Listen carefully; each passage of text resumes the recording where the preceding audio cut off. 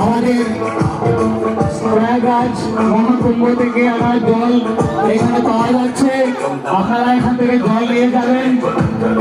মহাকুম্ভের জল এখানে পাওয়া যাচ্ছে গঙ্গা ঘাটে।